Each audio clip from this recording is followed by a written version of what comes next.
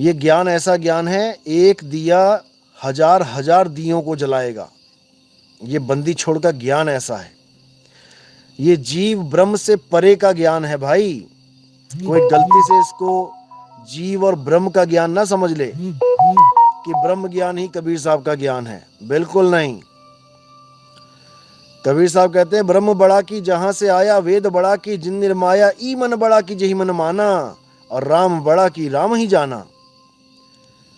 कि भाई जो ब्रह्म ज्ञान में भूले पड़े हैं वो यहीं रह जाएंगे धक्के खाते हुए। क्यों? क्योंकि ब्रह्म ही सृष्टि करता है। और अगर तुम सृष्टिकर्ता को मान बैठे हो, क्योंकि देखो ब्रह्म को भी भगवान बोला गया है। आप पढ़ोगे, कबीर सागर भी पढ़ोगे तो उसमें काल भगवान बोला गया है। भगवान बोलने की क्या जरूरत है? क्योंकि वो तीन लोक का मालिक है। इसको समझ लो। अरे एक छोटे से मकान का कोई उसमें रहता है तो वो भी मकान का मालिक कहलाता है। तुम किसी के मकान में घुस के दिखा दो ऐसे ही, बिना उसकी मालिक की मर्जी के। तो जो छोटा सा मकान जिसने बनाया है वो भी मकान मालिक कहला रहा है। तो ये तीन लोग तो सृष्टि तो ब्रह्म की उत्पत्ति है। वो क्यों मालिक नहीं कहलाएगा? लेकिन तीन लोग का मालिक, उसको गलती से भी चौथे लोग का मत समझ लेना। और जो ब्रह्म ज्ञानी लोग होते हैं वो चौथे लोक का भेद जानते ही नहीं। वो तीन लोक में संतुष्ट हो जाते हैं कि ब्रह्म क्या है, ये सारी कायनात ब्रह्म है, ब्रह्मांडी ब्रह्म है, ये सूरज चांद सितारे ये सब ब्रह्म का ही स्वरूप हैं, तुम्हारा मेरा देह ब्रह्म का स्वरूप है, तुम्हारे मेरे जितनी भी इंद्रियां हैं ब्रह्म का स्वरूप है, ये मन और माया ब्रह्म का स्वरूप है। इसी में टिक जाते हैं। साकार और निराकार ब्रह्म का स्वरूप है। इससे आगे बढ़ ही नहीं पाते। दिक्कत ये है। लेकिन बहुत सी जगह लिखा होता है कि जैसे कहते हैं ब्रह्म ज्ञानी, बहुत सी वाणियां लिखी हैं ब्रह्म ज्ञानी के ऊपर, ब्रह्म ज्ञानी आप परमेश्वर, ऐसा भी लिखा गया है एक जगह। इसका भाव पकड़ो। परमेश्वर लिखा है तो इसका मतलब ये नहीं कि वो परमेश्वर की बात चल रही है। इसका भाव पकड़ो। यानी जो लोग तीन लोक के मालिक को परमेश्वर समझते हैं, जब उन्हें ब्रह्म ज्ञान हो जाता है तो वो खुद ही अपने आप को एको अहम ब्रह्मस्मि कह के शांत हो जाते हैं और वो सोचते हैं कि हमें परमेश्वर मिल गया। जबकि ऐसा नहीं है। ब्रह्म से परे पार ब्रह्म है। और जब पार ब्रह्म की शरण में जाओगे तब कहते हैं ताती वाव न ला गई पार ब्रह्म शरणाई। तब ब्रह्म शरणाई क्यों नहीं लिख दिया वहां पे? लिख देते ब्रह्म शरणाई। ताती वाव न ला गई, पार ब्रह्म क्यों लिखा है? केवल ब्रह्म शरणाई लिख देते। नहीं लिखा वहां पे ब्रह्म शरणाई, क्योंकि ताती वाव है गर्भजून। उसको गर्भजून नहीं होगी जो पार ब्रह्म शरणाई, जो पार ब्रह्म को जान जाएगा, साकार निराकार दोनों से परे हो जाएगा। ये खेल कुछ और है भाई। ये ब्रह्म का खेल नहीं है, ये पार ब्रह्म का खेल है। लेकिन ये ब्रह्मवादी, ये ब्रह्म ज्ञान वाले इस बात को समझ ही नहीं पाते। पूरा जीवन बर्बाद कर देते हैं। अंत में जब गुदा द्वार से प्राण निकल जाते हैं तब उनको समझ में आता है कि क्या करते रह गए। हालत ये हो जाती है। तो ऐसे भी बहुत से लोग हैं, लेकिन क्या बोला जाए, किसको बोला जाए? कबीर साहब की वाणियों में मिलावट भी बहुत जगह की गई है। जैसे मैंने बताया था कि एक वाणी है, पोथी पढ़ पढ़ जगमुआ भयो न पंडित कोय, एक अक्षर प्रेम का। एक अक्षर प्रेम का भी नहीं है, यह भी मिलावट है। एक अक्षर पीव का, पढ़े सो पंडित होए। अब कई जगह देखोगे आप लिखा होगा एक अक्षर प्रेम का, कई जगह लिखा होगा 2.5 अक्षर प्रेम का। ये सब मिलावट है। कबीर साहब ने एक अक्षर पीव का बताया, केवल एक अक्षर पीव का। उसी एक अक्षर को जानना है। 52 अक्षर जीव अधारा, आदि अक्षर जीभ्या से न्यारा। यही है पीव का अक्षर। लेकिन इसको कोई समझ नहीं पाता, इसीलिए दिक्कत हो जाती है। तो अच्छी तरह समझना है ज्ञान को, क्योंकि ये मूल ज्ञान है। ये किसी आम आदमी का ज्ञान नहीं है कि कोई आया महात्मा बन गया और ज्ञान सुना दिया, ग्रंथ लिख दिया। ये वो ज्ञान नहीं है भाई,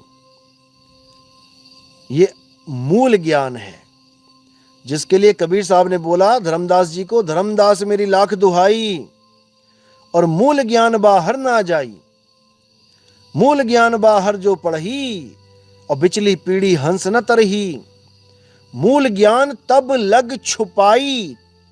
वो मूल ज्ञान कब तक छुपाना है ये भी बता दिया, कब ये मूल ज्ञान प्रकट होगा ये भी बता दिया। मूल ज्ञान तब लग छुपाई, कब तक? जब लग द्वादश पंथ ना मिट जाए, जब तक 12 पंथों के अज्ञान का खुलासा ना हो जाए। 12वां पंथ कौन सा है? गरीबदास जी का पंथ है। गरीबदास जी के पंथ में एक महात्मा हुए हैं, अभी वो जेल में हैं। उन्होंने बाकी 11 पंथों का यानी सारे अज्ञान का पर्दाफाश कर दिया। उन्होंने सारे गुरुओं के मंत्र खोल दिए, यानी वो 11 पंथ खत्म, उनका ज्ञान खत्म। लेकिन 12वें पंथ वाले सोच रहे थे कि हमारा ज्ञान गुप्त है और वो कोई खोल नहीं सकता। लेकिन नितिन दास ने उसका भी पूरा ज्ञान खोल दिया। क्या है सतनाम उनका, क्या है सार शब्द, क्या है सत शब्द, सब बता दिया।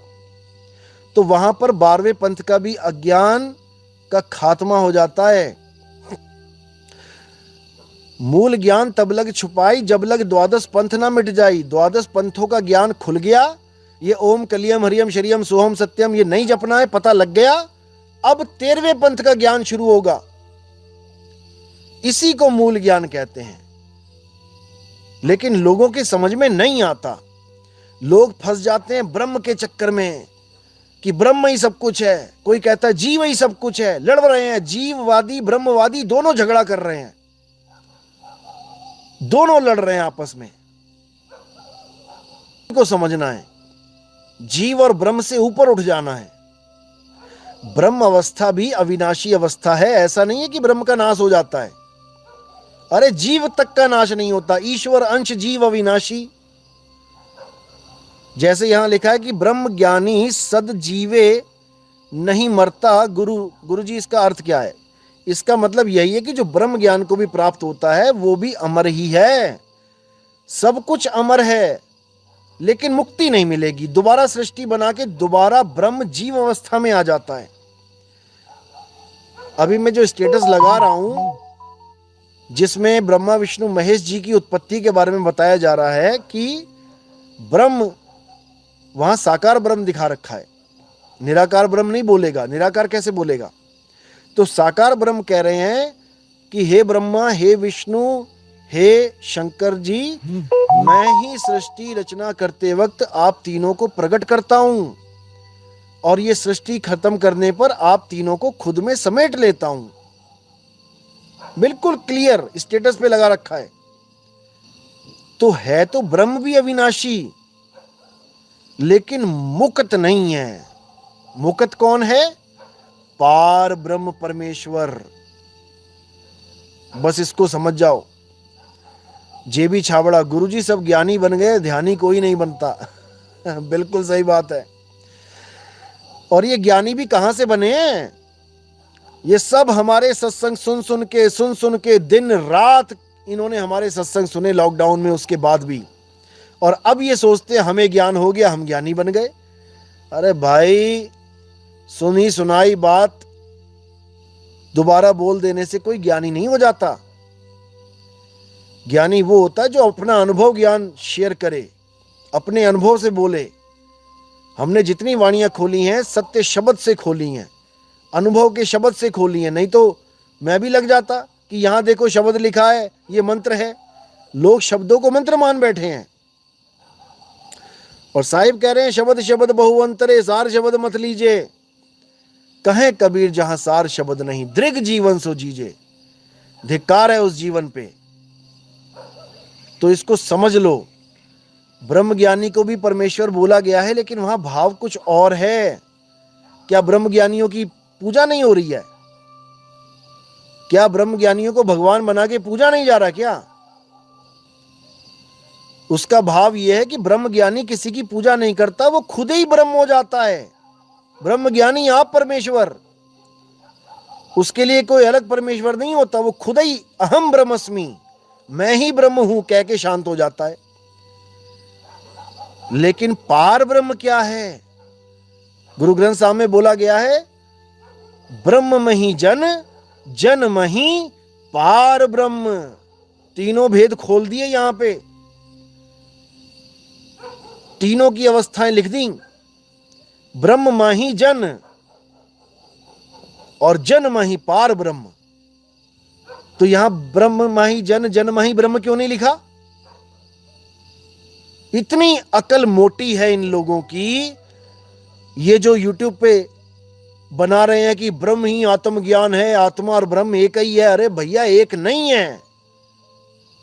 कल को तुम कह दोगे आत्मा और जीव एक है, तुम ब्रह्म और जीव एक कह दोगे तो हो जाएगा क्या? इन मूर्खों को कौन समझाए, और अपना जीवन नाश करने में लगे खुंदक में कि हम कैसे भी नितिन दास को गलत साबित कर दें। अरे भाई तुम गलत साबित कर ही नहीं पाओगे। क्यों नहीं समझ रहे हो? तुम एड़ी चोटी का जोर लगा लो, तुम जीव और ब्रह्म को एक करके दिखा दो जरा। पार ब्रह्म तो बहुत दूर की बात है।